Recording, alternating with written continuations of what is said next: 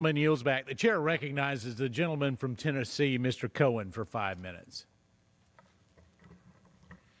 Thank you, Mr. Speaker.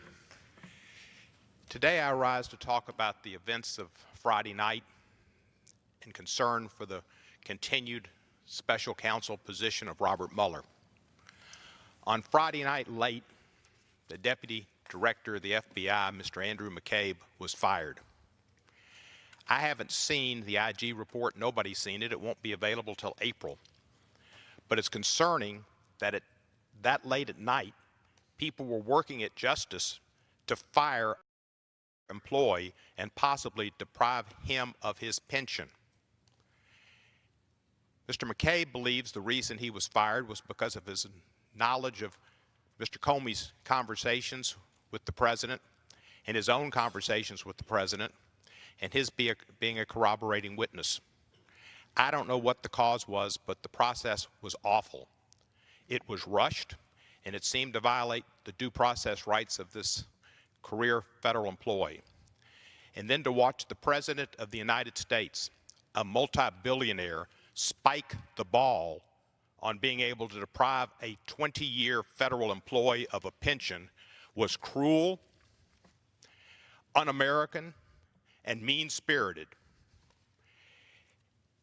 It was a shot across the bow at other government officials who are doing their jobs, Justice Department officials, FBI officials, law enforcement officials who love this country and put their lives on the line, and that if they don't agree with the Mueller investigation continuing, or if they see concerns about the United States President and his campaign and some involvement with Russia or with obstruction of justice or violations of emoluments clauses, that they too risk their jobs and risk their pensions and risk their financial security. It's a scary time in America, and we're looking at the abyss. In December, I was concerned about this as well. And Representative Walter Jones of North Carolina, a Republican, and I have a bipartisan bill, House Bill 4669, which has a Senate companion filed at bipartisan as well by Senator Tillis and Senator Coons, which is Senate Bill 1741.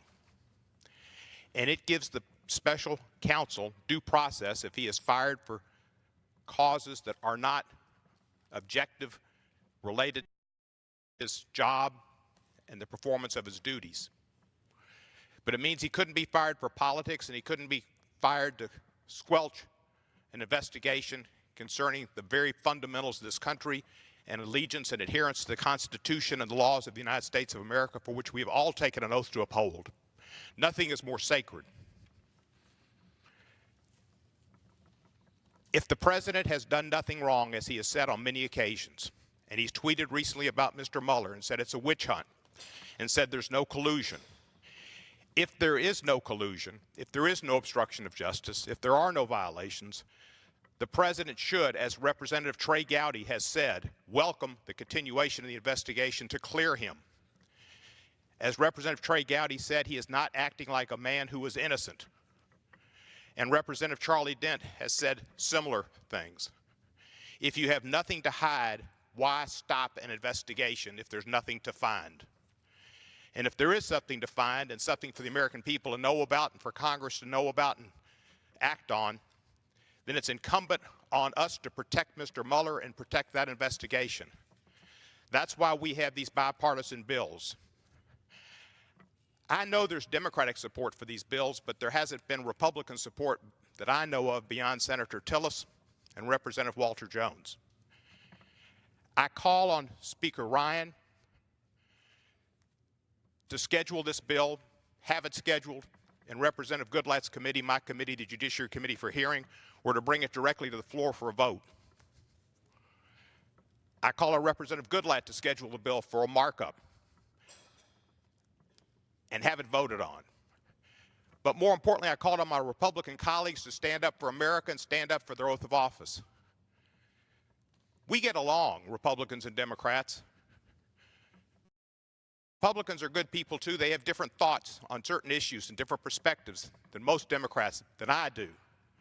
But we all believe in America that should not be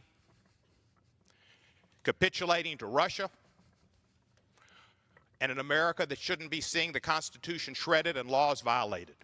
So I call on my Republican colleagues to look into their soul, look into their heart, remember their oath, sign on to H.R. 4669, as Representative Walter Jones has, and stand up for America. I yield back the balance of my time.